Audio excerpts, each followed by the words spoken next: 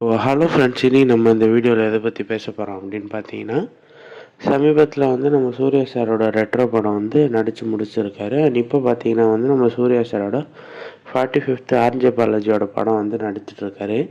And இந்த படத்துக்கு அடுத்து பார்த்தீங்கன்னா நம்ம வெற்றிமாறனோட வாடிவாசல் இனிய போகிறதா சொல்லியிருந்தாங்க. அண்ட் அது மட்டும் இல்லாமல் நம்ம வெங்கட் லோரியோட ஒரு படம் போகிறதா அப்படி சொல்லியிருந்தாங்க.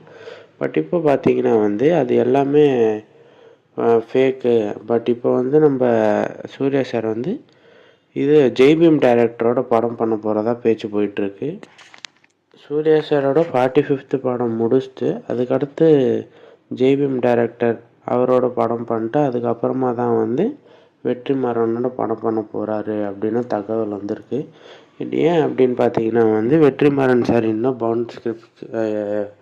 பவுண்டு ஸ்கிரிப்ட் தரல இன்னும். அதனால் மட்டும்தான் அவருக்கு ஸ்கிரிப்ட் எழுதுகிற கேப்பில் நம்ம சூர்யா சார் இந்த டைரக்டரோட படம் பண்ண போகிறதா தகவல் வந்திருக்கு.